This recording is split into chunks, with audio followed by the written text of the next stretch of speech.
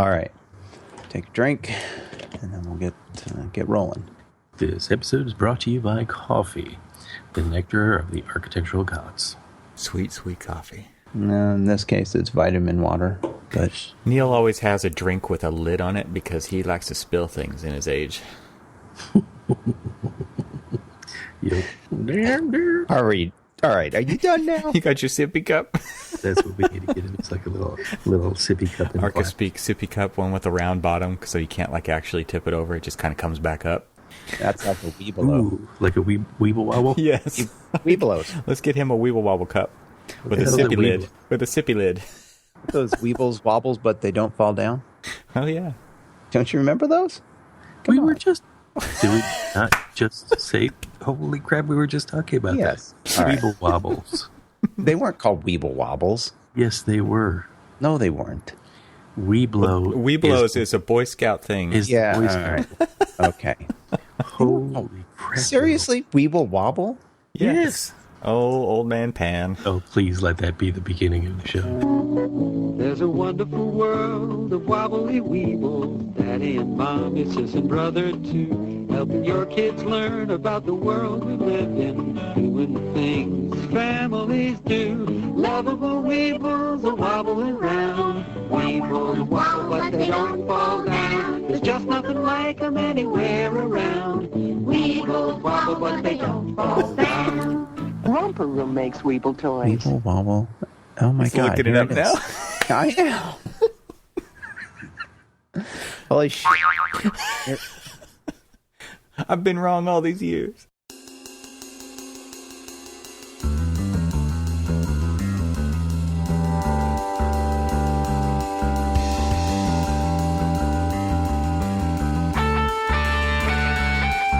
Welcome to the Archispeak podcast, the podcast for architects by architects, where we discuss all things about architecture.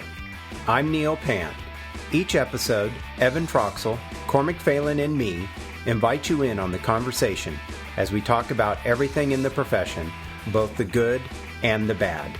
Maybe you're considering a career in architecture, you're still in school, or you've been around the block more times than you'd like to admit. Join us in the studio as we gather around the water cooler and talk about this profession we call architecture. It's time for some Archispeak. I died in South Africa, all the outline, my body in Tiffany blue. When I died, I drove right in and swam with the dolphins and Lisa Frank. And you. Welcome to episode 78 of the Archispeak podcast. I'm Neil Pan. I'm Evan Troxel. And I'm Cormac Phelan. And this episode of Archispeak is sponsored by ArcCat. Visit them at arcat.com. We'll talk more about them a little later in the show. But first, we have some friends of the show to announce. We have 3 friends of the show this week. This is a huge week.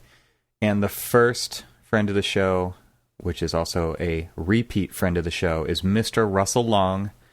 And Rusty, we got a double dipping of Rusty here, because Rusty just sent us a selfie enjoying a hot beverage in a brand new Archispeak t-shirt, which he just got in the mail.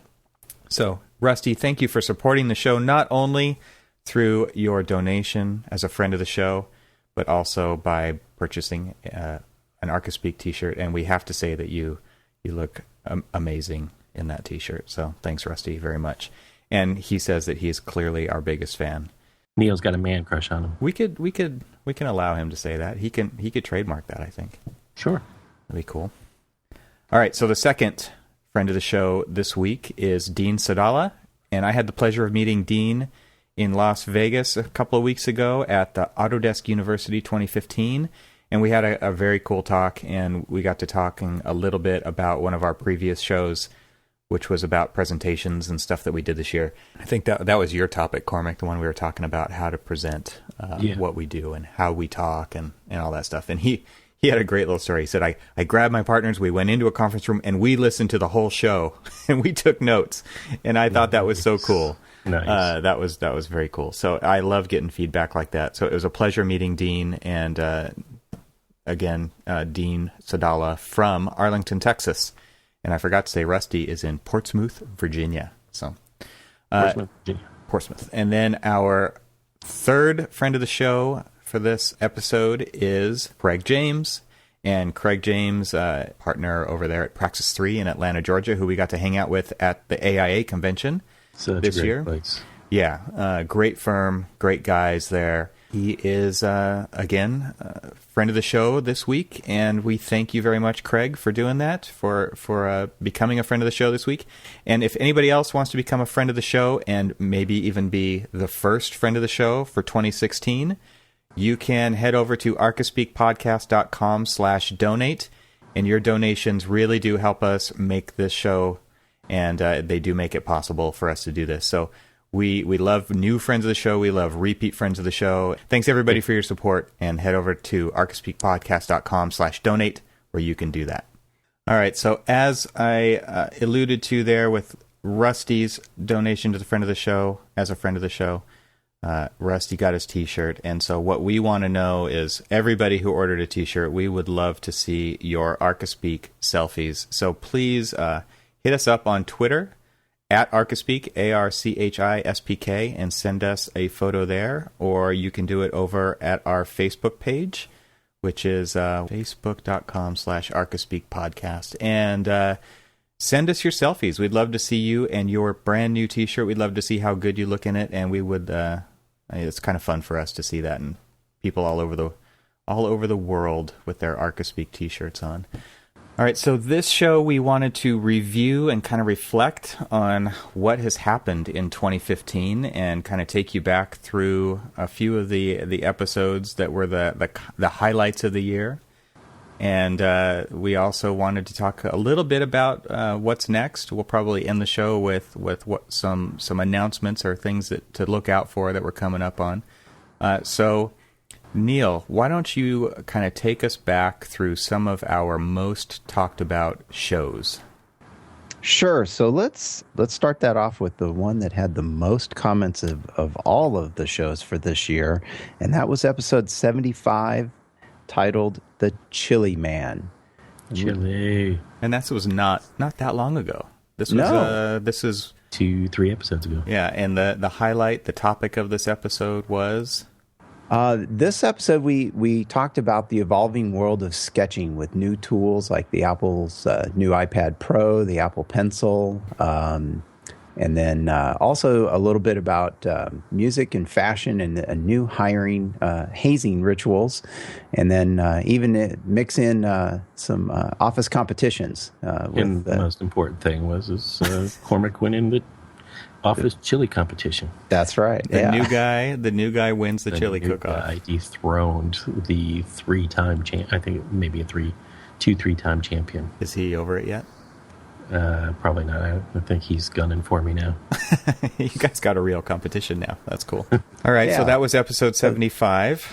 Yeah, that was episode 75. So next up, one of the other popular ones where we had a number of comments was episode 65, and that one was titled Coffee Talk. So in that episode, we talked about some very controversial things like coffee, fonts, and consultants. And everyone had a little something to say about each one of those. Everybody always has. I think the two most important things in architecture are fonts and coffee, except for you, Neil. Present company excluded, but everybody has a soft spot for the coffee, and everybody loves Comic Sans. I hope that everybody was in quotes. Yes. Air quotes. Air quotes, yes. Yeah. Or have great disdain, whichever. Yes, we got a lot of feedback on that one. So, I mean, we really appreciate all the feedback. I mean, we get some feedback on every episode. But yeah, I think the way that we're judging this, we should let everybody know, is based on the comments we got on our site, which is not necessarily a direct reflection of the conversations that happen after each show, because some of them happen on Twitter, some of them happen on Facebook, some of them happen in person. And so the only way we're actually measuring this, which could be a completely false way to do it, is to do it based on comments on the episodes on the webpage for that episode. So that's how we're going on this. Right. Because I mean, we've got several shows, and I don't want to spoil it, but I mean, one of the shows that just launched us into some press Oh, we're getting to that one. It doesn't even make that list. That's right. No, we'll include it, but and then we'll talk about that list that you mentioned. So the next one up that had the most comments was episode 66, and that was titled House Plans.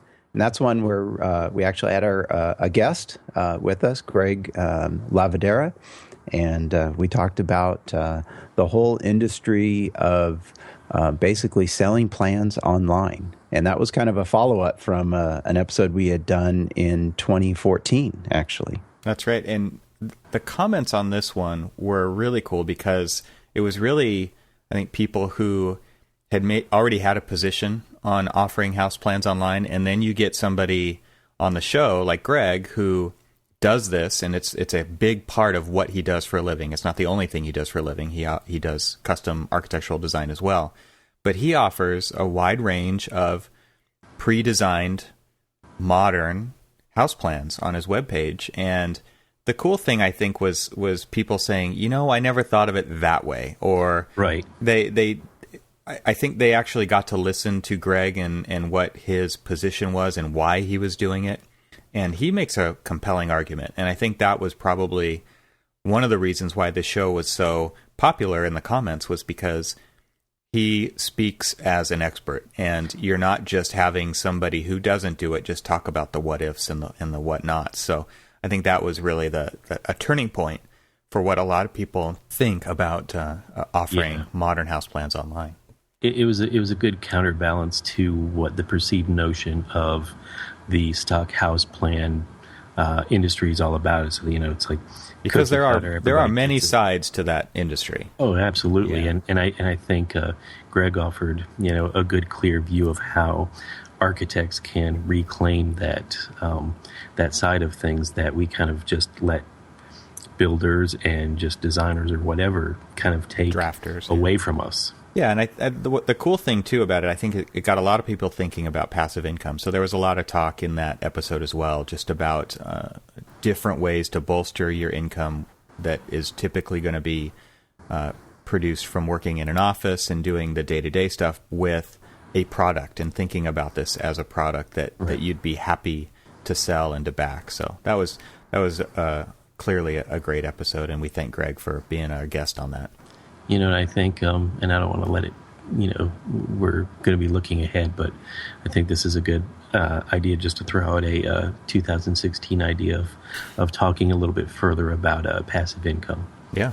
I think that'd be something that we should address. Good idea. So, speaking of the future of architecture, that was the title of episode 74, which was our next popular episode based on the number of comments we received. We've had a few episodes kind of like this. I think episode 64 was also The Future is Virtually Here. We do definitely kind of hit this big idea of what's next quite often. And this one was actually pretty good because and I think this one may actually have, to me, I think probably dethroned the Chili Man, because there was a lot of conversation on this particular topic. And in fact, it was even in the past few days, been having some conversations about that episode with a lot of people on Twitter. And they're, talking about how virtual reality and everything else is becoming the norm in the profession. And I thought that was a good thing that every time our episodes, strike a chord, they continue to live on in the conversations in Twitter, Facebook, and things like that. And that's what I really like about some of these shows and some of the topics we discuss. Yeah, I think also something that really stands out in these shows is it starts to make people feel old, right? All of us. Because things are changing so quickly. And one of the interesting things that they said, I don't remember if I've referenced this before or not, but when I was at Autodesk University, one of the keynote speakers said, technology is going to change more in the next 20 years than it has in the last 2,000. And that is a really eye-opening point. And I think it's true. Things are moving so quickly now because everybody is so connected. People, the communication barriers have been broken down. And things are going to be changing so fast. How will architecture adapt to that, or will they not? Because there is a lot of digging heels in when it comes to architects and the way that they work. And the world is not going to wait for that. So how do we address that? And again, I think we do start to feel old. This was the episode where we actually went back to the idea of, does the computer make decisions for us? Does it help us do that kind of stuff? We even talked about Clippy, the office assistant, in that episode, because this stuff is becoming more and more automated. Things are becoming more and more technical. And so I think it's a sticking point for a lot of architects, because we spend so much of our careers working a particular way, and it is really hard to change. And so right. I think that's why these kinds of episodes where we talk about what's next, what's the future, a lot of people at the same time are saying, why do we have to change so much? So, well, do you think it's that's the conversation of change, this 20-year vision of change? Is this more where it's the way we work, the way we produce, or like everything, including like my flying car and things like that? Because, you know, once we start going all Jetsons, then we'll be... You're the Minority Report guy. I know. Look, I want to build vertically, and I want every one of them, you know, the facades to be garage doors where I can just fly my car in. Right out. Yeah. Just saying. Yeah. I'd be curious to see. I mean, because one of the problems with all of these changes are it's very costly, and well, I know that cost is changing and it's rapidly going down. Well, can you afford not to do it? But there's always well, I'm not asking that question, but I'm just saying it's going to be costly, and as architects, as firms, we need to work that into what we're doing and figure out a way to pay for it along the way. Well, we do that now, and in fact, if we do that now with a single seat that's say $7,000 or something like that, I'm just throwing numbers out, and we're able to work that in, then, you know, we'll be able to, you know, do the lesser costs or the cloud computing and things like that. And so we'll be able to do, you know, I think the companies are starting to see the value in capturing more of the marketplace with lower cost, but being able to offer a lot of add-on services, and that's where they're catching us. Yeah. So there's the practice stuff, and then there's just the technical tool stuff like computational design and augmented reality and virtual reality, and right. the programs we're using and the computers we carry in our pockets. The way that all of that kind of integrates into the way we practice and the tools we use. Well, I mean, there was a time when many firms didn't have a plotter, right? And you sent everything out, and then you get it back, you make changes, and we got to replot it. What were the changes when you suddenly had not just an inkjet that took 20 minutes a sheet, but a laser plotter that would just, boom, in 30 seconds you had a sheet, you could review it. Imagine what it's going to be like when 3D printers are cheap enough that every firm can have one, and you're going to be able, and fast enough that you can now suddenly, print your building or print your design, and have it to look at, and then maybe tear it apart, change it up, and then print another one. And that sounds a little crazy right now, but at one point it did take 20 or 30 minutes per sheet to print out a 24 by 36 or 30 by 42 sheet of drawings. And now they just spit right out in seconds. Well, so now you've got... It's coming. Architects some are going to roll their eyes at this, but you almost don't need a printer anymore. You can do all of the document markups and everything on the screen. And so you start to free up some resources so that you can do other things. Right. Oh, yeah. And I mean, playing around with like Microsoft HoloLens or any of these virtual reality things, and you can start to really be inside your building and not just be looking at it on a piece of glass in front of you, but feel like you're in it. Right. Messing around with the Google Cardboard stuff that I was showing you guys. Yeah. There's just some amazing, amazing ways to experience our design. And the funny thing is, like, there are architects who practice this way already, right? There are some who are rolling their eyes saying, that will never be me. But then there are other ones who are already doing all that stuff. So it's a huge gradient all the way across the board of the way people are practicing. And there's just those things that we design that we just can't kind of capture when we're sitting there in 2D form and we're just trying to like talk something through, and to just hand them a set of goggles and say, this is what your space is going to be. Oh yeah, they freak, they pee their pants, right? Exactly. Yeah, and the other interesting thing about all this, Neil, talking about plotting and talking about how long that takes, is all of these, even I will say current, but not the future technologies, are based on a set of printed documents. Revit is completely based on producing a set of construction drawings, but it's not going to be long before that is completely obsolete as well. We are working toward delivering three-dimensional models with all of the information. The I in BIM is the most important letter. It is the information that is embedded in that model. And, I'm really hoping that we can get to a point sooner than later where that is what we're delivering, instead of, the latest set of drawings that I'm working on is already 480 sheets. Mm-hmm. And we're not done with it yet. I mean, that's not just architectural, that's everything. But that's a lot. That's 4 or 5 volumes of 30 by 42 sheets of paper that we have to turn in for plan approval. And it's like, it just seems, on many levels, like completely ludicrous that that's how we still do it. And then there's other people who think that that's too high tech for them. It's like, again, this huge gradient. Yeah. Right. Well, the future is going to be interesting, but I agree. There definitely is going to be a lot of changes, and they are going to keep coming even faster. Yep. So an episode that didn't make our list of most commented on, but it did this leads into something else that we want to mention for this year-end wrap-up, is episode 51, which happened to be the first episode of the year, which was Architectural Fight Club. And careful what you say, right? Yeah, I know. We can't talk about it. But you could listen to it, but you can't talk about it. Right. And the reason we bring that one up is because that was recently mentioned by the website Curbed, and they named that particular episode. What's that? It's one of my favorite websites. Yeah. I can kind of keep check on some of like the areas that I hold near and dear to my heart, like DC, Detroit, and all that other stuff. But anyway, sorry. That's okay. So Curbed named that particular episode of the Archispeak podcast as one of the 10 must-listen architecture and design podcasts for this holiday break.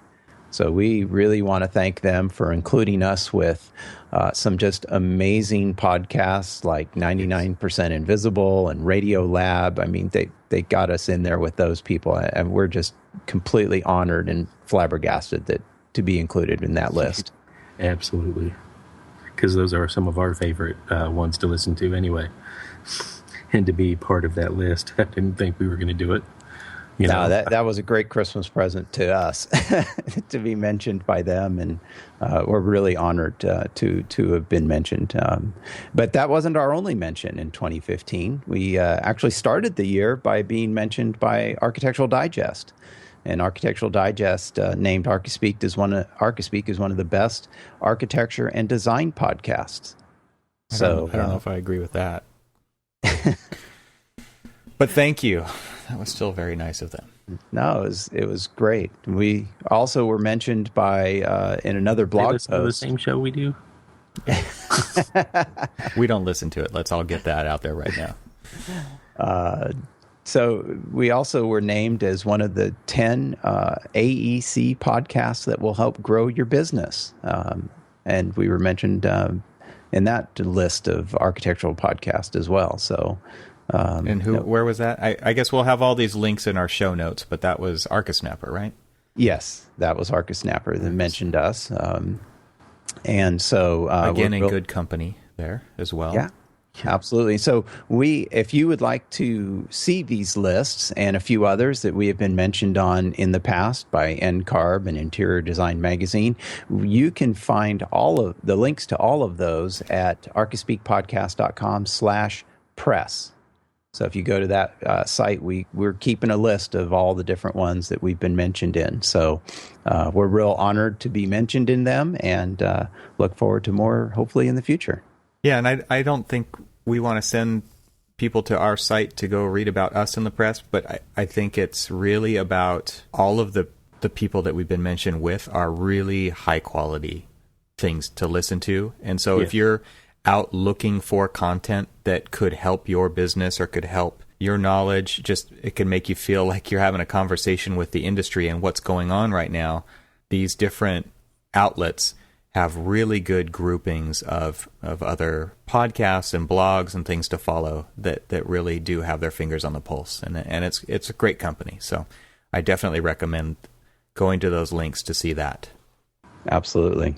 So what else did we do this past year? So in 2015, we actually attended 2 different conferences as a group, right? All together for the first time. That's right. So we went out to Atlanta and attended the AIA convention there, and actually, I think that was our first time of all 3 of us meeting each other face to face, right? Yep. Yeah. It was the first time that all 3 of us were in the same room. First time that I met Evan in person. What was great about it is that here, almost 3 years later, when we attended that conference, or exactly 3 years later, was where the idea or the seed for the podcast started in the AIA National Convention in D.C. That's right. And that wasn't until we released 3 episodes for the days that we were there, and we recorded those all in the same room together for the first time. We normally record the show completely remote and then put it all together. But that was episode 60.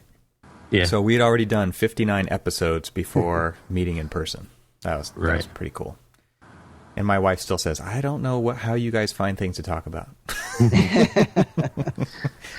We just do. Well, almost done with 3 years of this thing, and we still have stuff to talk about. That just shows you what kind of a industry we're in. Exactly. Always something to talk about. And the list keeps growing. Yeah, it seems like it. The one big takeaway from that, even though we did see a lot of great speakers and we had a lot to talk about on, like the keynote speakers of Clinton and everybody else, you can go back to the show and listen to those. But the thing that I thought was probably the thing that I remember the most is the first day that we recorded all in the same room. And all 3 of us couldn't even look at each other in the eye because we were so used to staring at a screen and talking that way that I just was, it almost felt like it was throwing me off by, like looking at other people. Yeah, it reminds me of not being able to do well in an interview because you haven't been interviewing, right? You are so not used to the setting that you can't even deal with it. It's like I already have to deal with recording the audio and looking at the links or thinking of the topics. It's like, and now you're throwing me a curveball here where I actually have to see you in the same room. It's the same thing. If you're not used to it, it takes, I think by the 3rd day we could actually have a normal conversation. I think it flowed a lot better. But we had to work our way up to that. So that was pretty funny. The thing that stood out to me about that, going to that conference, was meeting all of the people who we chat with on Twitter and Facebook, and who we've become acquaintances with online, because there is this big network of architects, which is awesome. I mean, that is, I think the reason why we do what we do, right? We got connected on Twitter, and it was really cool to see and hang out with and go to dinner with and go to the High Museum with all of these different people that we know, like Jess and Laura and Mark and Rusty, and there's so many people I can't even name them all. But it's, to me, that is what the real value in going to these conferences is, just connecting with people. So that's super fun. And so we did that again.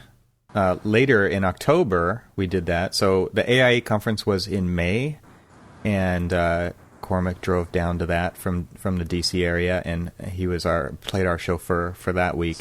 And then when we went over to Monterey in October, they were nice enough to invite us out there, and completely different conference. And we haven't had our wrap-up show for the MDC yet. Hopefully that'll happen. Maybe it will, maybe it won't. But that show, to me, was completely different. It's way smaller scale, right?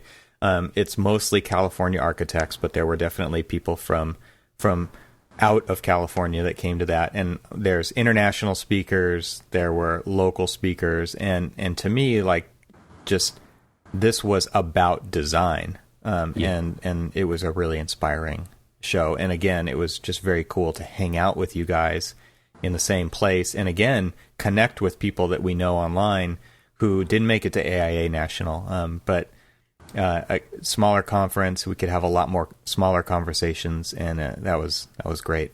Yeah. And we did talk to Alice Kim, who was the organizer of that particular design conference.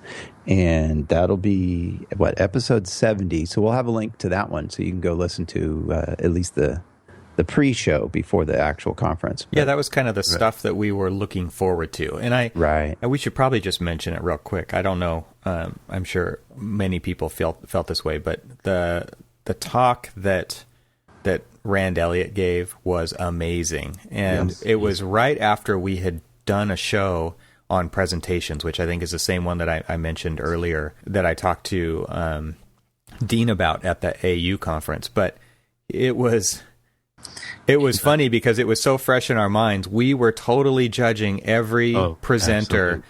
About how well they could speak to another group of architects. There was definitely a lot of Archispeak happening, right? Yeah. Oh yeah. But it fits, right? Because there are tons of architects there. It is just like being in school.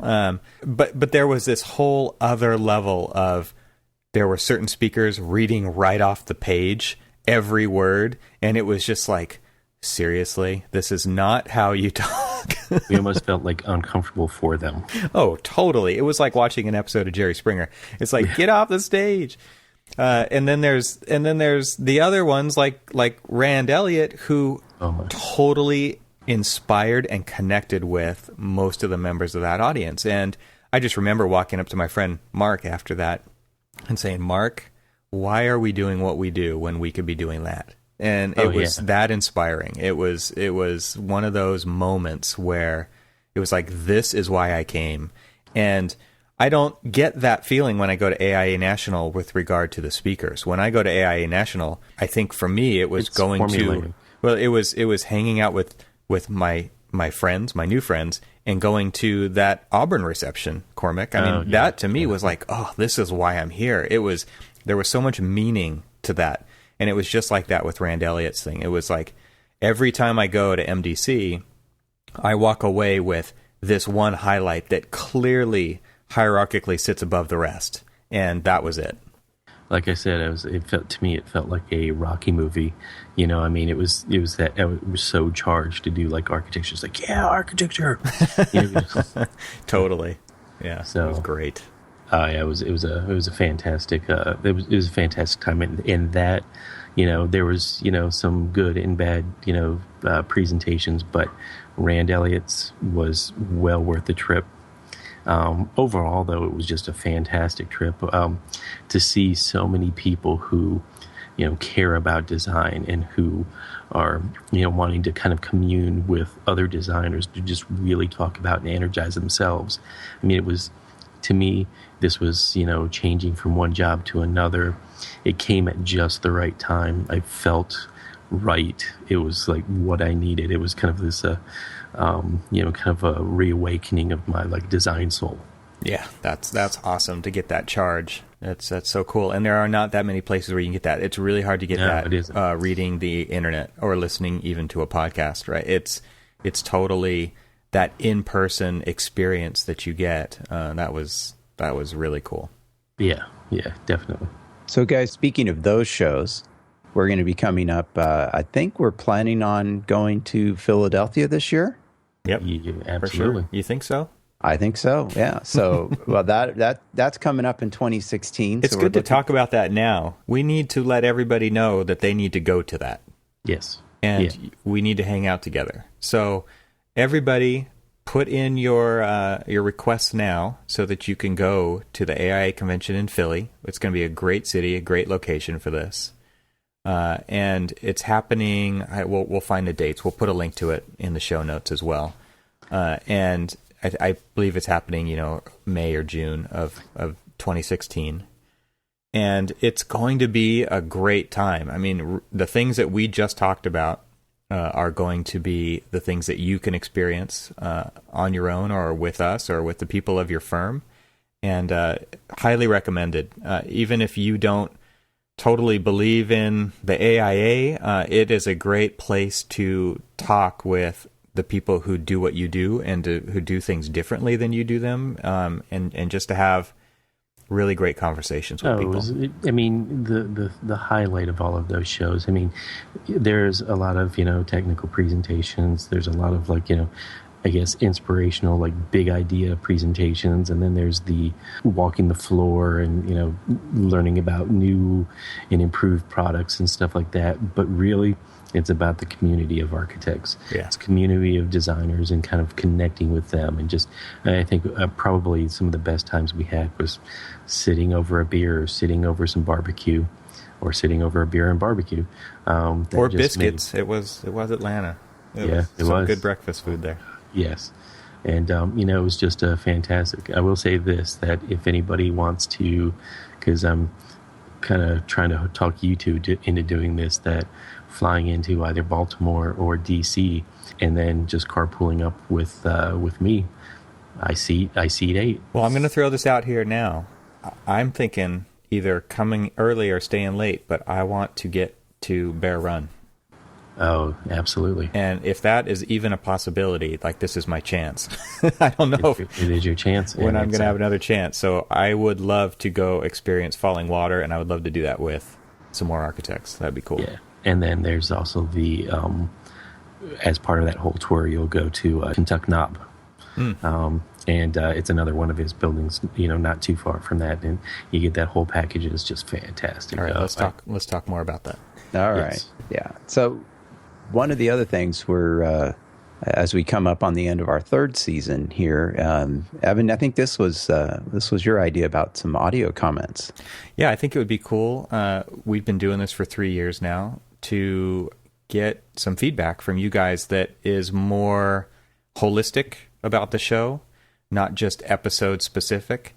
And so, this is kind of a milestone, right? We've been doing this for almost 3 years. And so we wanted to just start collecting stuff. Our 3-year anniversary wrap up isn't going to be until February. But we know that you guys need some time to think about things. And so we would love to hear what you have to say about the show. If you want to give us a call on the hotline, what's the hotline number, Neil? That's 415-484-8496.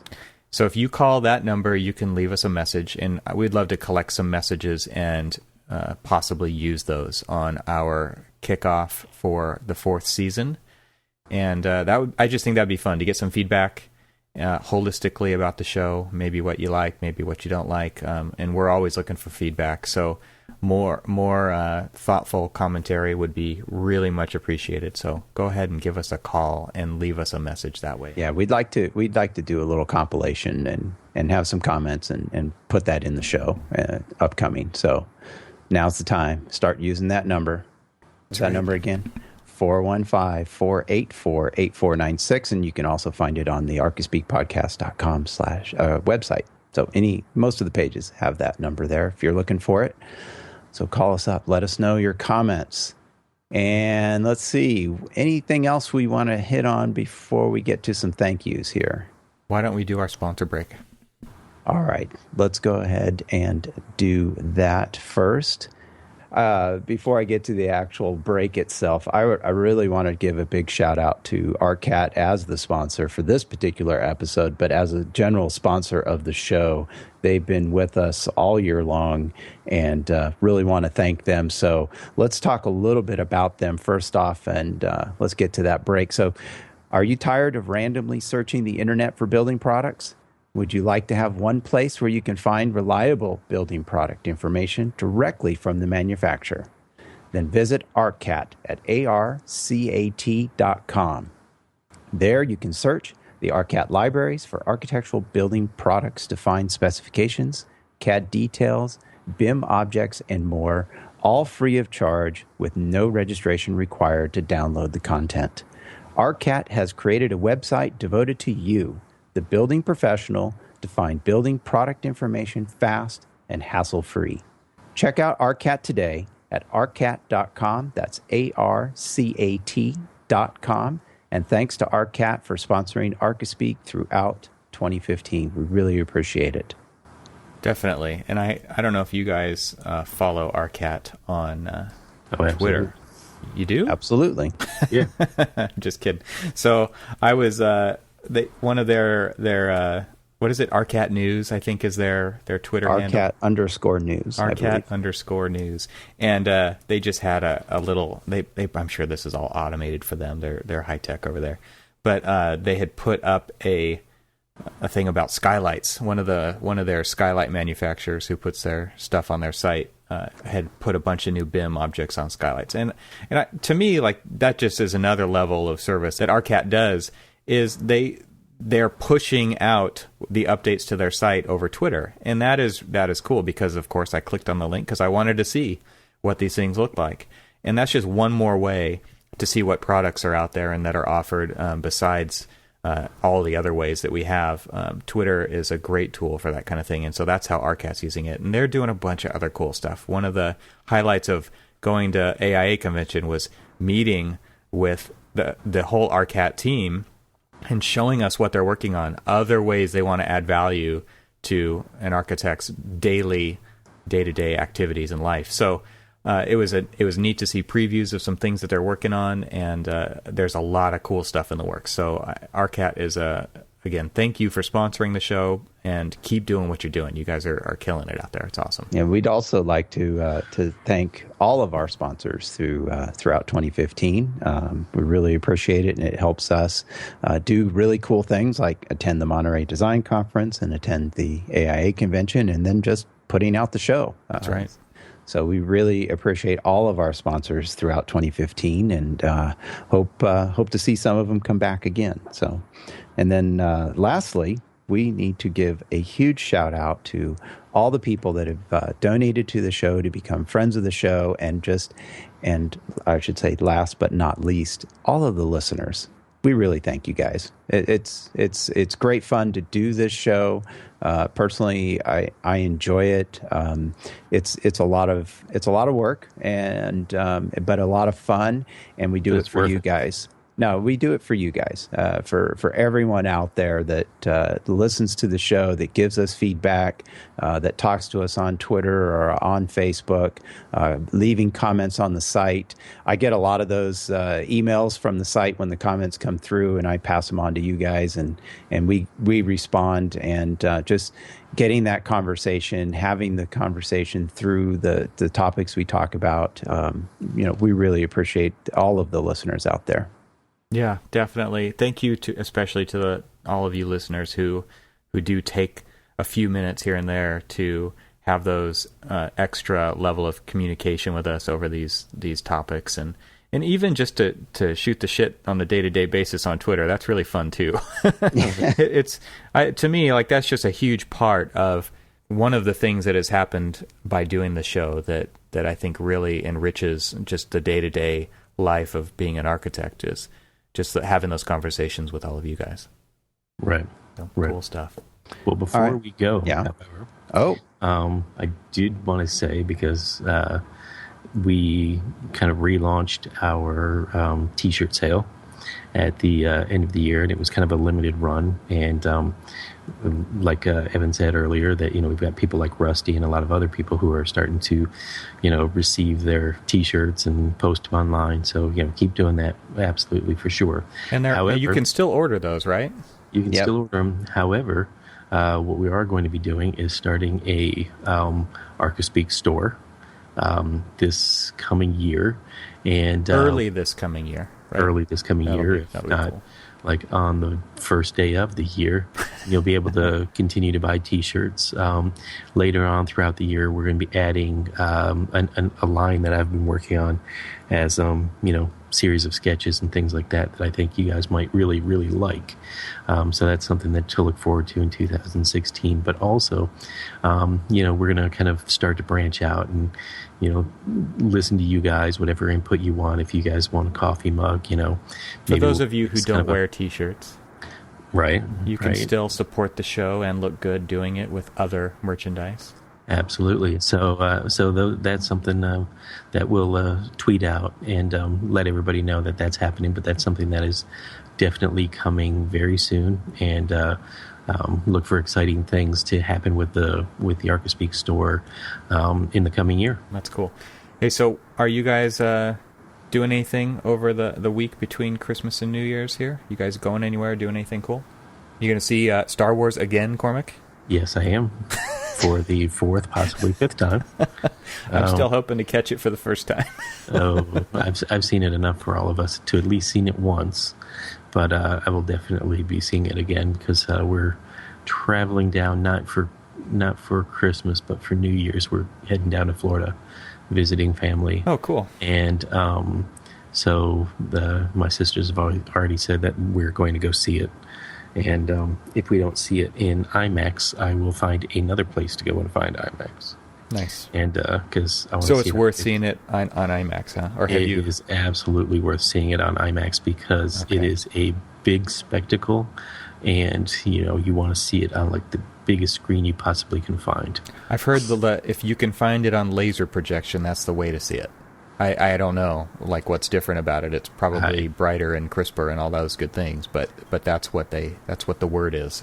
Yeah, I tried to go to our local theater with that. The ArcLight in Bethesda has one, and they were really it was just unfortunately sold out by the time I got to buying the ticket. So I just opted for the 2D regular def, which is still spectacular and amazing. And I tried to convince you guys to do a 3-hour Star Wars wrap-up show or yeah, we better cut them off now because otherwise we're going to have a whole nother show here. Yeah.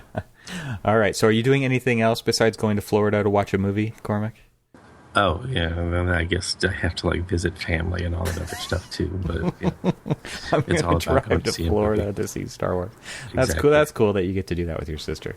That's cool. You're the one going somewhere, aren't you, Evan? We're doing a road trip. Yeah, we're leaving Christmas Day, and we're driving up north. We'll be heading through your area, Neil. We're going to stop in Monterey and then San Francisco and Petaluma and work our way all the way up to the Lost Coast, which is really the destination, which is kind of a remote coastal area in Northern California, which is kind of up by Arcata, Eureka area.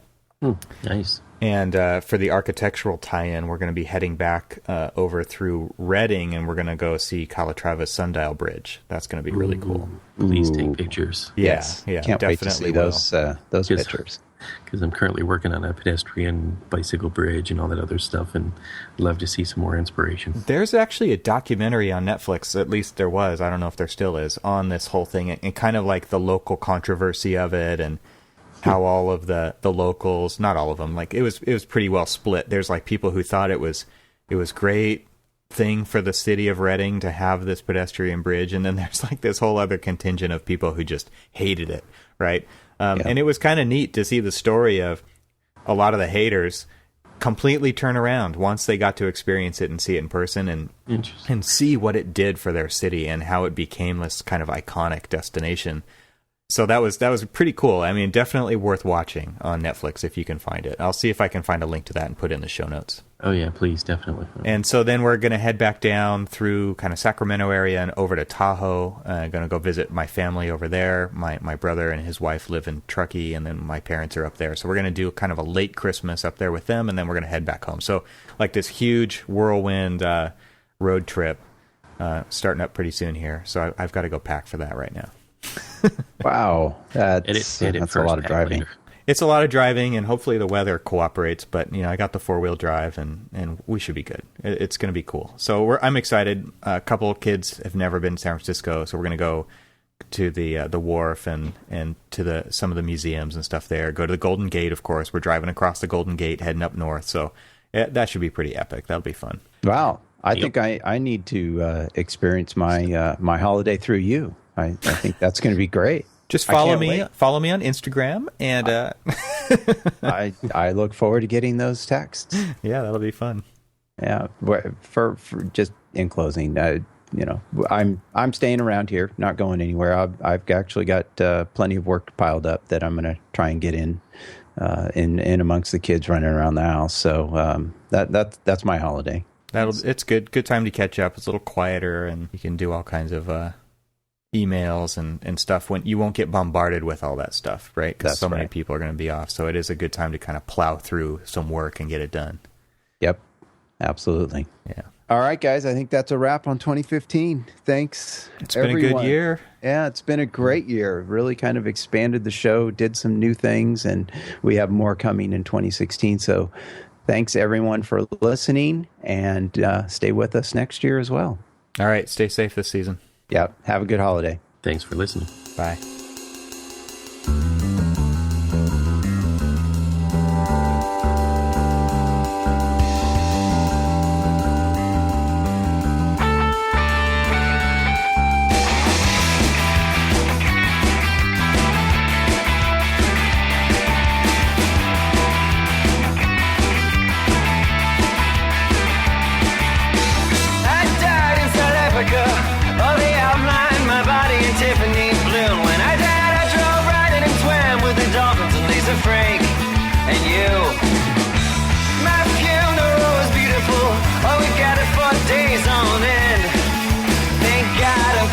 My kind of luck, I'll be up on the block in front of all of my friends. This is what you get. This is what you get. This is a schedule, this is a set. It's unpredictable lest you forget. If you blow, you can bet. I know. This is what you get. This is a schedule, this is a set. It's unpredictable lest you forget. If you blow, you can bet. I know.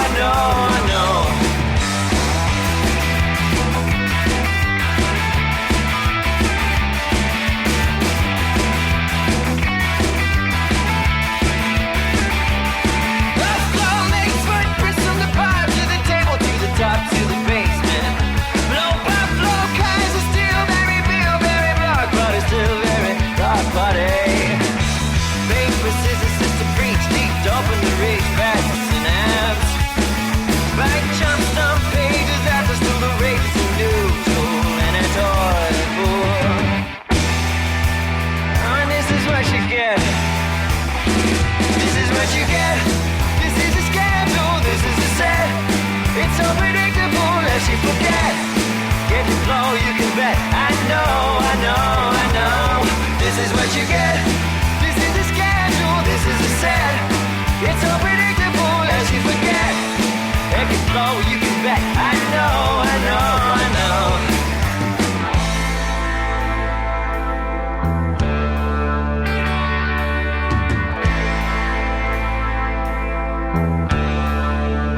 Hey dude, please don't shoot, 'cause I got a son that I never knew.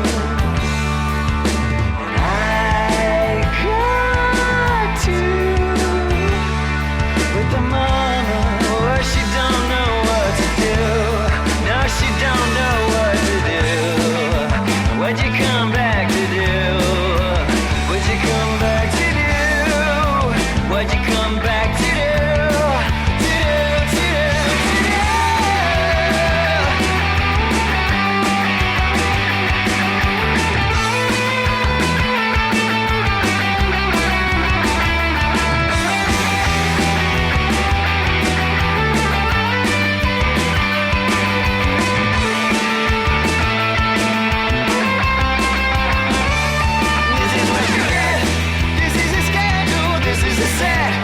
It's unpredictable lest you forget.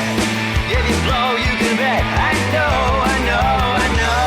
This is what you get. This is a schedule, this is a set. It's unpredictable lest you forget. If you blow, you can bet. I know.